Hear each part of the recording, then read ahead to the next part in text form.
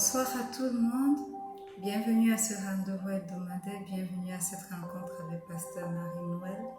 Une autre occasion encore de parler des choses du royaume et précisément des secrets de la victoire.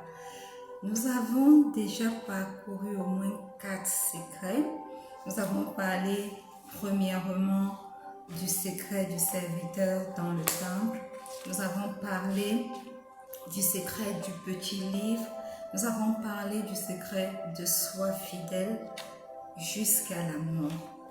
Alléluia. Et nous avons parlé du secret de lire, entendre et garder. Et ce soir, je suis honorée de vous présenter un 5e secret qui est intitulé « Le secret de l'esprit de révélation ». Père, nous te rendons grâce pour ce moment,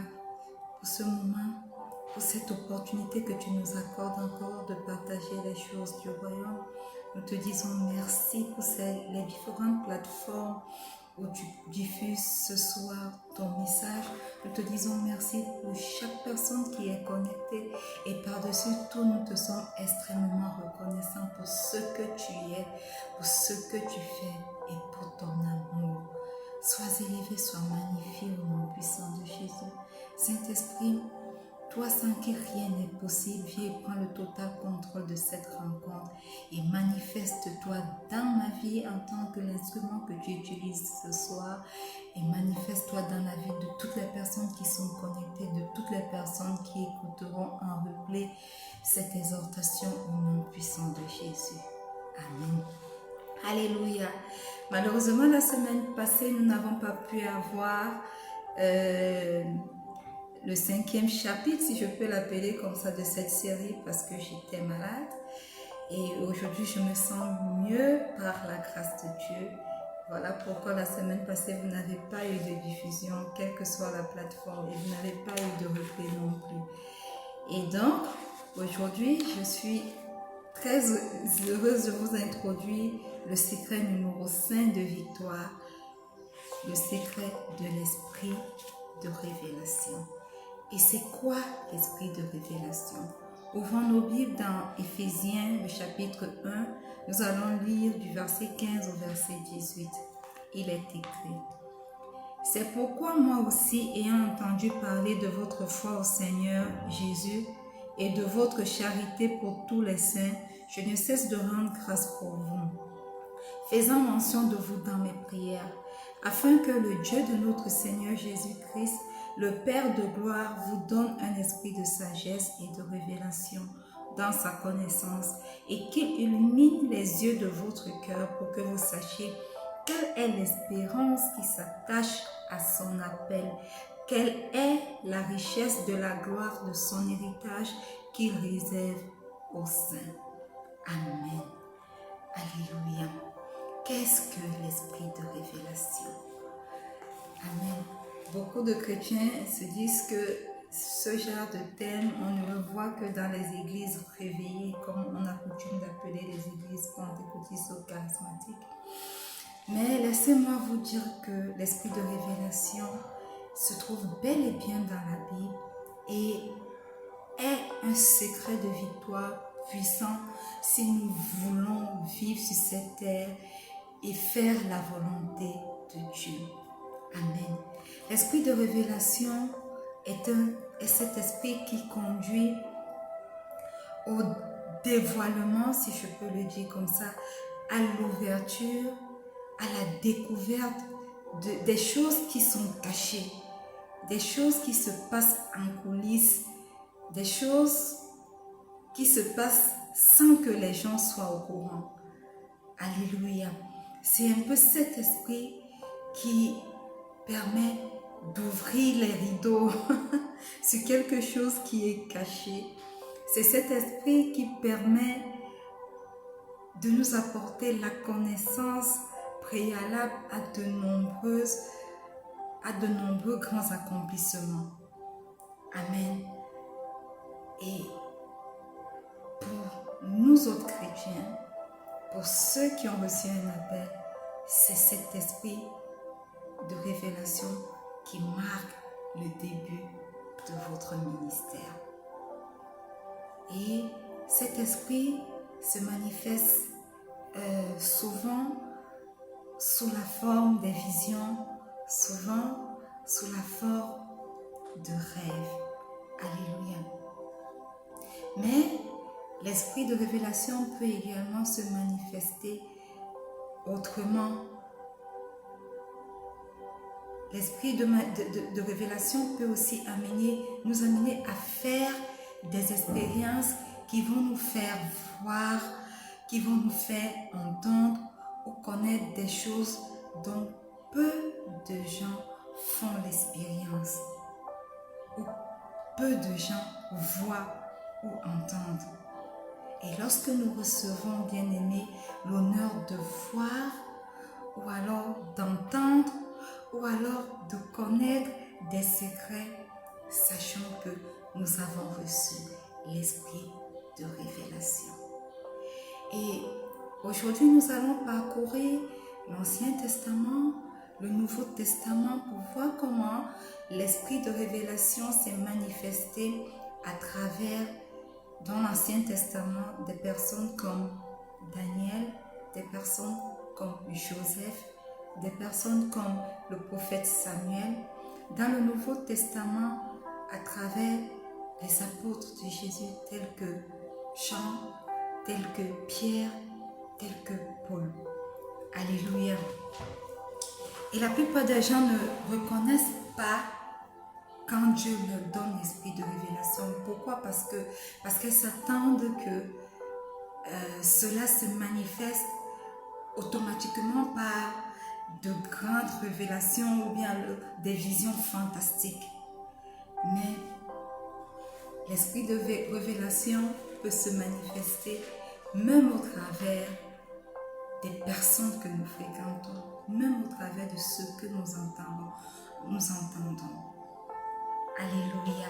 Et lorsque nous prenons l'exemple premièrement de l'apôtre Jean, nous allons nous rendre compte que l'esprit de révélation s'est manifesté dans son ministère sous deux formes. Alléluia. Et il est important de noter que l'esprit de révélation a été le fondement du ministère de toutes ces personnes que j'ai citées. Ouvrons nos Bibles dans 1 Jean, le chapitre 1.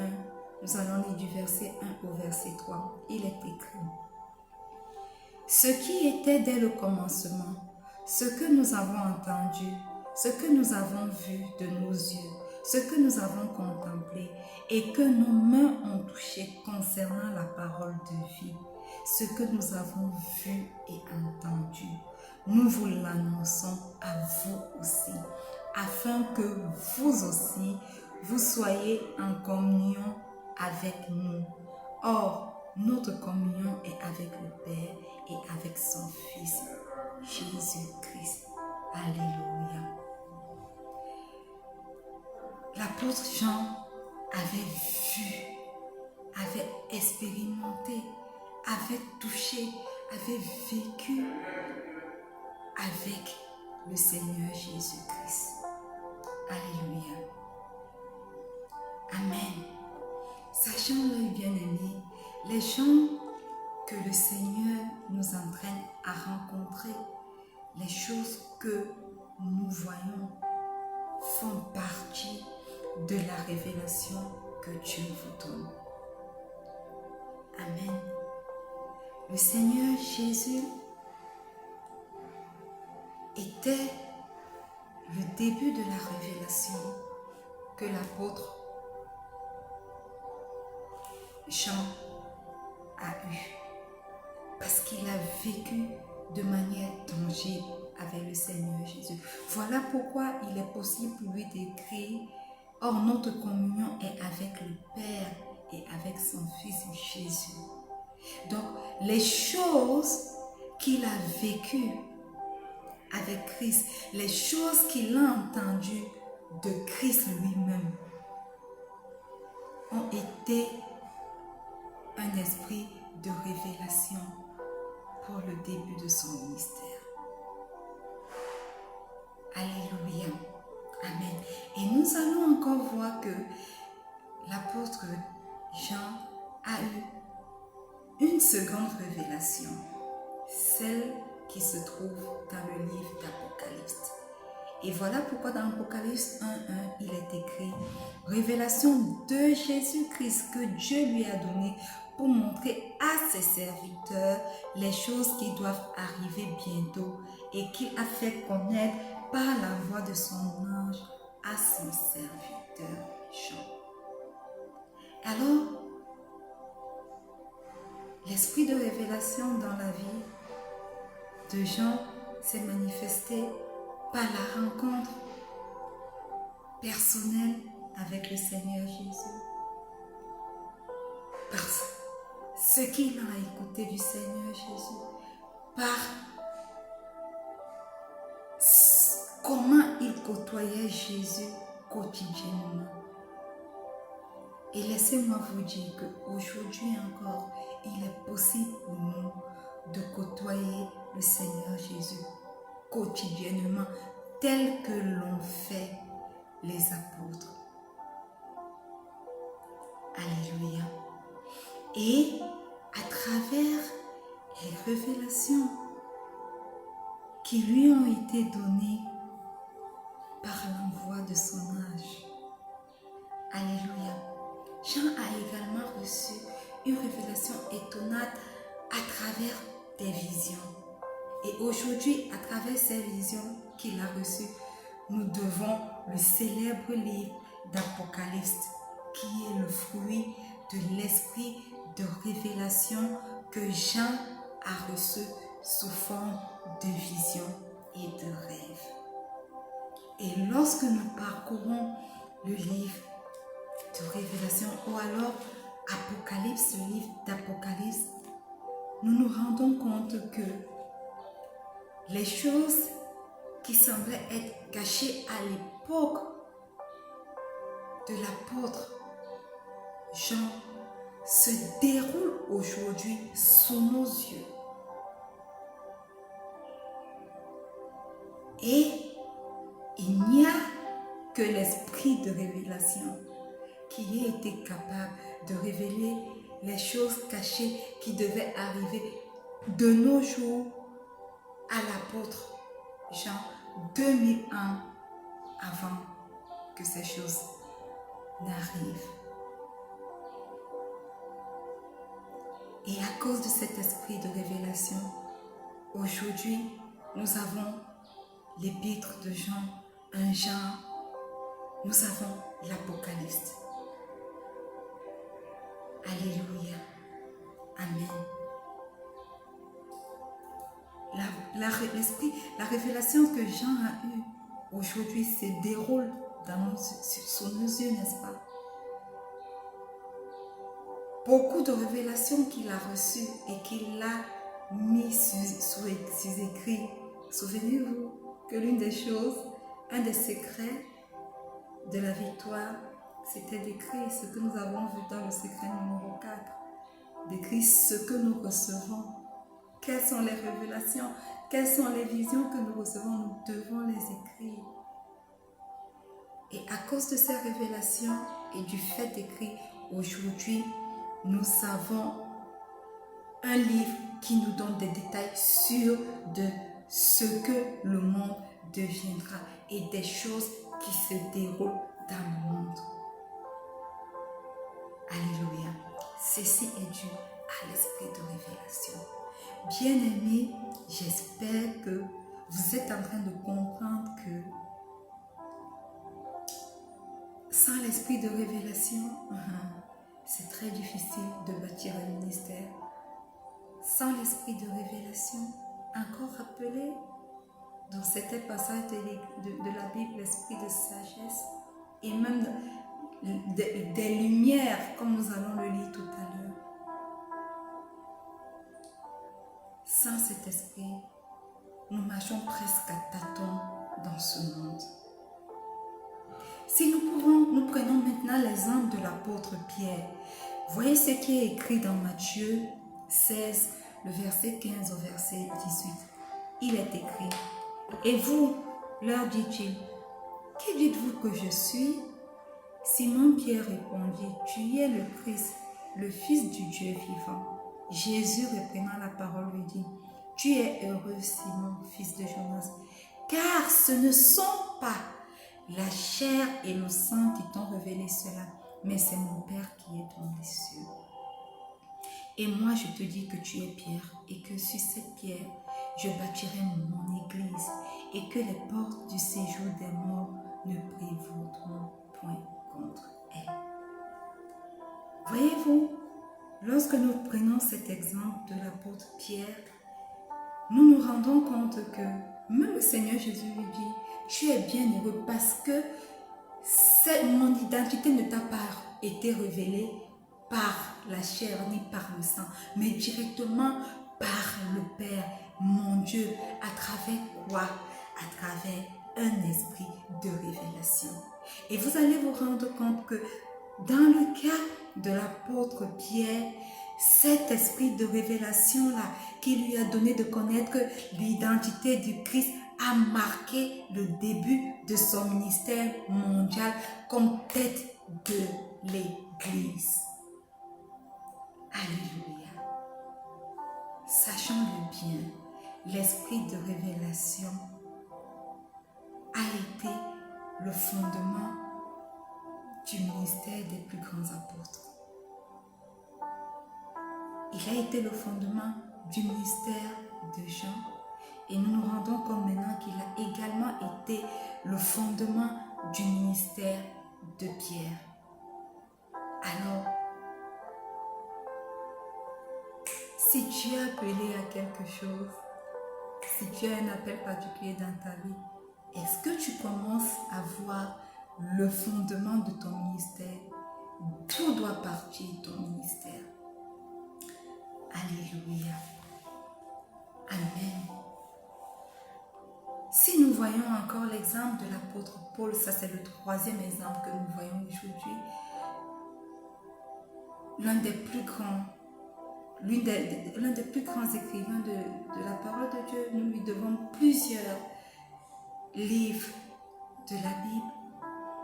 Nous voyons dans 2 Corinthiens le chapitre 12 verset 7 qu'il est écrit, et pour que je ne sois pas enflé d'orgueil à cause de l'excellence de ces révélations. L'excellence de ces révélations. Il m'a été mis une écharpe dans la chair, un ange de Satan pour me souffleter et m'empêcher de m'enorgueillir. Alléluia. Quand nous lisons ce verset, l'apôtre Paul décrit qu'il a reçu un esprit de révélation excellent à cause de l'excellence de ces révélations. Alléluia. Et c'est cette excellence des révélations qui a lancé le ministère de l'apôtre Paul. Amen. Amen. C'est cette excellence de révélation qui a conduit au grand ministère de l'apôtre Paul que nous connaissons aujourd'hui. Voilà pourquoi il dit dans Philippiens comme nous l'avons lu, dans Éphésiens comme nous l'avons lu, le chapitre 1, afin que Dieu de notre Seigneur Jésus-Christ, le Père de gloire, vous donne un esprit de sagesse et de révélation dans sa connaissance, et qu'il illumine les yeux de votre cœur, pour que vous sachiez quelle est l'espérance qui s'attache à son appel, quelle est la richesse de la gloire de son héritage qu'il réserve aux saints. Alléluia. C'est cette excellence de ces révélations qui l'a conduit à toujours intercéder pour que les personnes tout autour de lui, pour que ses fils spirituels puissent également recevoir un esprit de révélation. Pourquoi? Parce qu'il avait compris que sans cet esprit de révélation, il était presque impossible d'accomplir la volonté de Dieu pour nos vies sur cette terre. Alléluia. Amen. Bienvenue à tous ceux qui sont connectés. S'il vous plaît, partagez. Soyez bénis parce que moi je le suis. Pendant que nous recevons des secrets de victoire, enregistrons-les et mettons-les en pratique dans nos vies. Alléluia. Donc nous avons vu comment s'est manifesté l'esprit de révélation pour commencer le ministère de l'apôtre Jean. Nous l'avons vu pour l'apôtre Pierre, nous l'avons vu pour l'apôtre Paul. 3 merveilleux exemples dans le Nouveau Testament. Et maintenant, nous allons voir dans l'Ancien Testament 3 autres merveilleux exemples aussi. Le premier exemple, c'est l'exemple du prophète Samuel. Dans 1 Samuel 3, le verset 7, il est écrit: Samuel ne connaissait pas encore l'Éternel et la parole de l'Éternel ne lui avait pas encore été révélée. Vous allez vous rendre compte que dans chacun de ces versets bibliques, le mot révélation apparaît. Ce qui signifie que nous avons besoin de révélation. Même dans notre propre marche avec le Seigneur, nous avons besoin de révélation. Voilà pourquoi on dit ici, Samuel ne connaissait pas encore l'Éternel et la parole de l'Éternel ne lui avait pas encore été révélée. Alléluia. Le célèbre prophète Samuel n'était pas capable de commencer son ministère. Pourquoi? Parce qu'il n'avait pas encore reçu la révélation dont il avait besoin pour cela. La parole de l'Éternel, remarquez ce que la parole dit.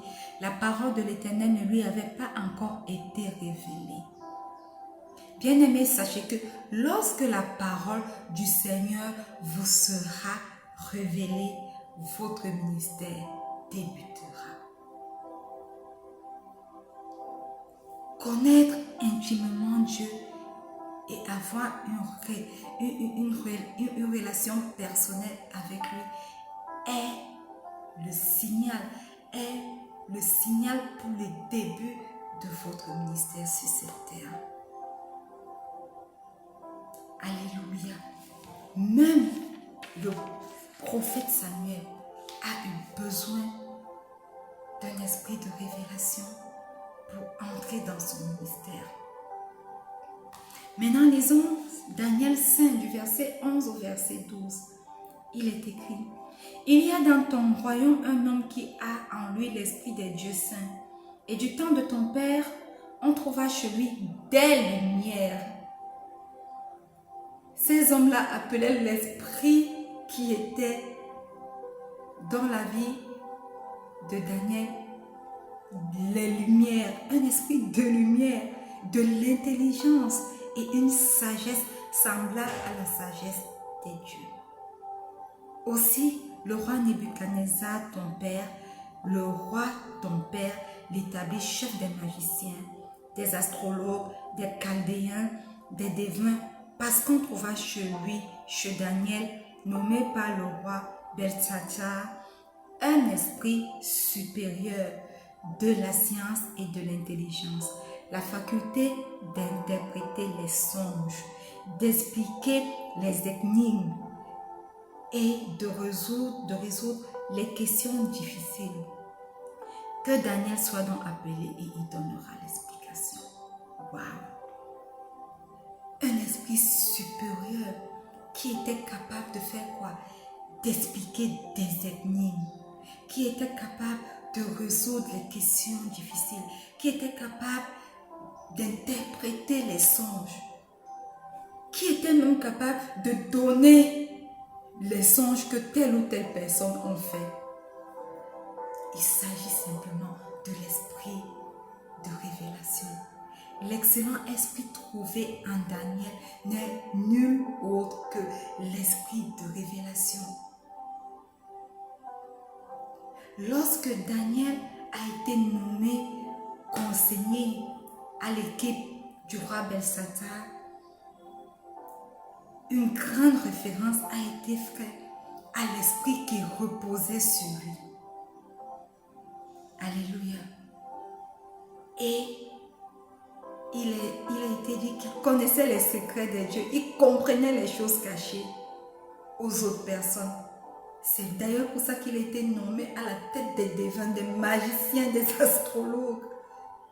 Mais Daniel avait cet esprit d'excellence qui reposait sur lui, qui n'est nul autre que l'esprit de révélation, qui était capable de leur révéler les choses cachées, les choses que seul Dieu peut donner dans le secret à ses enfants, à ceux qui ont une relation avec lui, à ceux qui le servent. Alléluia. Et nous allons voir que le livre de Daniel aussi nous donne des secrets d'actualité aujourd'hui. Parce que Daniel a eu beaucoup de visions, beaucoup de rêves sur beaucoup de choses qui sont en cours de nos jours. Et la capacité de Daniel de voir, de connaître et de comprendre était l'œuvre du Saint-Esprit. C'était l'œuvre de l'esprit de révélation. Waouh! Quel merveilleux secret de victoire nous avons en l'esprit de révélation. Et puis nous allons voir le dernier exemple dans l'Ancien Testament qui est l'exemple de Joseph. Alléluia. Genèse 41, nous lisons du verset 9 au verset 12, il est écrit. Alors le chef des échansons prit la parole et dit à Pharaon, je vais rappeler aujourd'hui le souvenir de ma faute. Pharaon s'était irrité contre ses serviteurs et il m'avait fait mettre en prison dans la maison du chef des gardes, moi et le chef des panetiers. Nous eûmes l'un et l'autre un songe dans une même nuit et chacun de nous reçut une explication en rapport avec le songe qu'il avait eu. Il y avait là avec nous un jeune hébreu, esclave du chef des gardes. Nous lui racontâmes nos songes et il nous les expliqua. Waouh! Joseph est sorti de prison grâce à l'esprit de révélation. Parce que quelqu'un s'est rappelé que Joseph avait en lui un esprit qui lui permettait d'interpréter les songes, d'expliquer les songes, de comprendre les choses difficiles qui leur étaient cachées à eux. Et grâce à cet esprit de révélation, Joseph, qui était resté en prison pendant longtemps, a été relâché. Par cet esprit-là, il a été promu au rang du plus haut après Pharaon. Et la Bible dit que Pharaon a décrété que seul le trône mettra une différence entre toi et moi. Alors,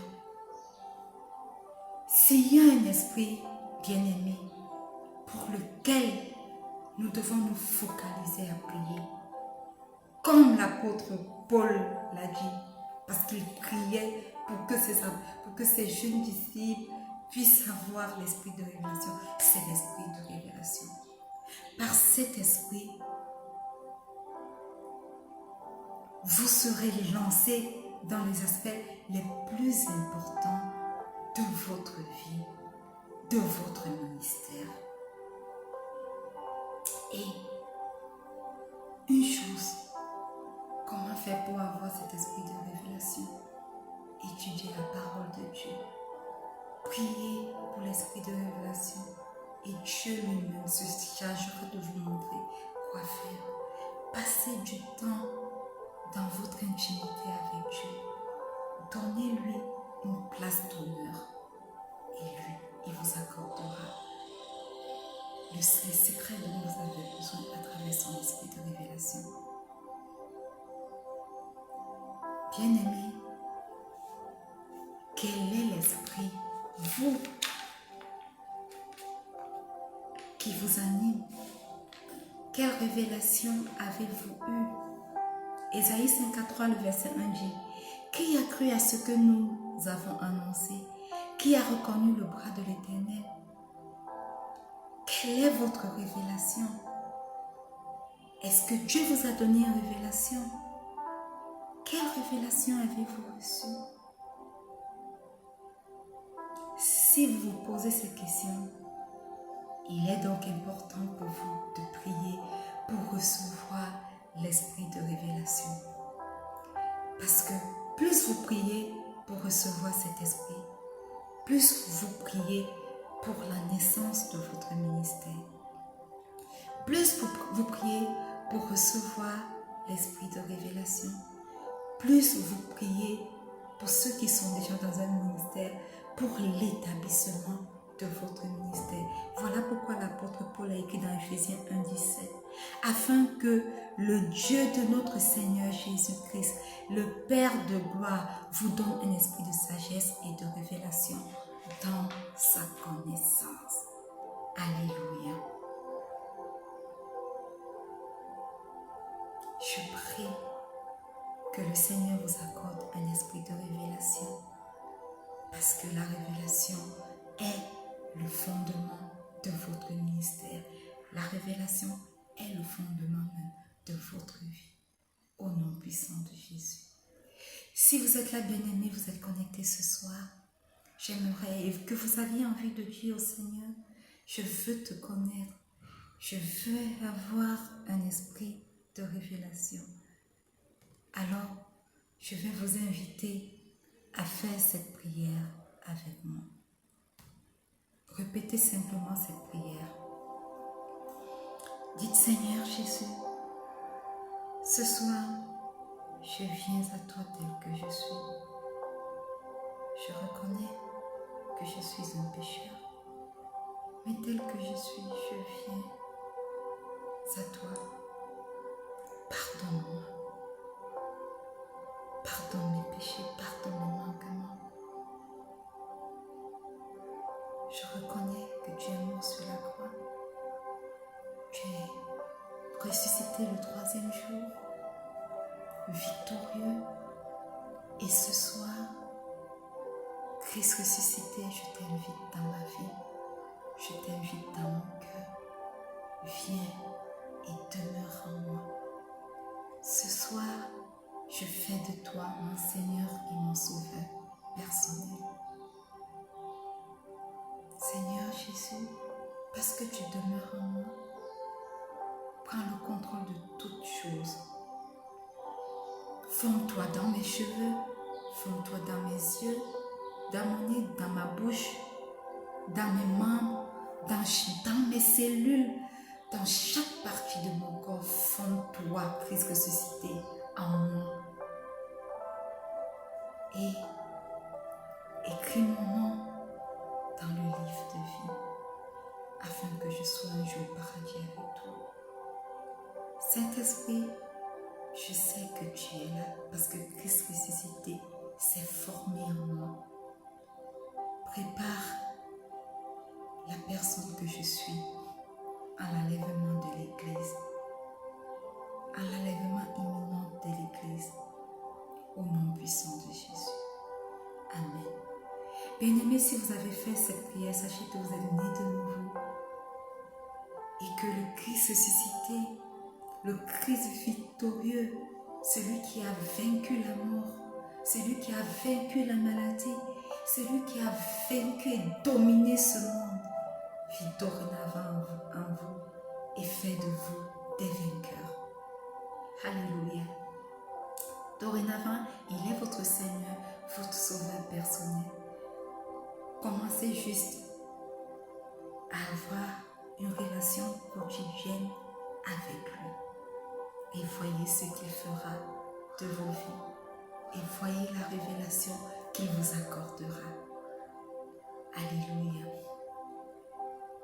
Si vous êtes connecté sur une de nos plateformes, que ce soit sur mon profil personnel Facebook Sosomonga Marie-Noël, ou alors Marie-Noël Sosomonga, que ce soit sur le groupe Facebook Rencontre avec Pasteur Marie-Noël, ou alors sur la page Facebook Rencontre avec Pasteur Marie-Noël, que ce soit sur Instagram, sur Marie-Noël Soso, et sur Twitter, sur Sosomonga Marie-Noël, ou alors encore sur YouTube, en tapant juste Rencontre avec Pasteur Marie-Noël, ou alors sur Sosomonga Marie-Noël sur YouTube. soyez bénis et sachez que nous nous retrouvons chaque vendredi lorsqu'il est 19h UTC plus 1, 19h précise, 19h00 sur toutes ces différentes plateformes. Et sachez que si vous êtes arrivé à la fin, c'est pas grave, le replay se fait chaque lundi et chaque jeudi sur ces différentes plateformes à 19h00 UTC plus 1. Donc, essayez de vous connecter, essayez de liker, essayez de partager, commenter, laissez vos points de prière et par la vertu du Saint-Esprit, nous allons prier pour vous et le Seigneur se manifestera certainement dans vos vies. Alléluia. Amen. Nous sommes arrivés presque à la fin, mais nous ne partirons pas sans avoir prononcé une parole de bénédiction sur vos vies. Mais avant de prononcer cette parole de bénédiction, n'oubliez pas, vous devez bâtir une relation personnelle avec Dieu à travers la lecture et la méditation de la parole de Dieu tous les jours. Read your Bible. Lisez vos Bibles chaque jour et un moment de prière où vous communiquez avec votre Père tous les jours. Ne sautez pas un jour. Puis également, entretenez cette flamme en communion avec les frères dans vos différentes assemblées. Si vous n'avez pas une assemblée, écrivez-moi et je vais vous diriger vers une assemblée du premier amour, assemblée dans laquelle je suis pasteur et qui par la grâce du Saint-Esprit se retrouve dans plusieurs pays, dans plusieurs villes, dans plusieurs pays. Amen. Alléluia. Alors, la bénédiction de ce soir est tirée dans le livre de Proverbes 16, le verset 20. Il est écrit, « Celui qui se montre attentif à ce qui est dit trouve le bonheur, et celui qui se confie en l'Éternel est heureux. » Alors, étendez vos mains vers moi, tandis que moi j'étends mes mains vers vous. Éternel mon Dieu, mon roi, je viens sortir de ta parole, ce livre, cette écriture de Proverbes 16, le verset 20. Et je viens la planter dans les vies de toutes les personnes connectées ce soir ou des personnes qui écoutent ce livre en différé, qui écoutent ce message en replay au nom puissant de Jésus. Seigneur, bénis tous ceux qui se montrent attentifs. Qu'ils trouvent du bonheur à tous ceux, éternel mon roi, qui se montrent attentifs à l'écoute de ta parole, à la lecture de ta parole, à leur relation avec toi. Seigneur, qui trouvent le bonheur. Que cette parole nous garde durant ce moment, à partir de ce moment, jusqu'à notre prochaine rencontre, au nom puissant de Jésus. Recevez le bonheur qui nous vient uniquement par le Seigneur Jésus et confiez-vous en lui pour demeurer heureux au nom puissant de Jésus. Amen. Bien, nous sommes arrivés à la fin de cette rencontre. J'aime à le dire, je vous aime tous. Merci de vous être connectés. Vous avez rendu cette rencontre spéciale. Merci d'avoir participé, merci d'avoir partagé. Merci à ceux qui ont invité d'autres personnes. Connectez-vous encore pour écouter, pour réécouter. Souvenez-vous qu'on a dit que l'un des secrets, c'est d'écouter et ne pas écouter seulement une fois. Le secret numéro 4 que nous avons partagé, c'est écouter et réécouter. Donc, connectez-vous sur notre page YouTube pour réécouter les messages, le début de la série, et vous allez également trouver plein d'autres séries. Alléluia et soyez bénis. Je reste et je demeure votre servante, Pasteur Marie-Noël. Je vous aime tous, mais le Seigneur Jésus vous aime encore plus. Shalom.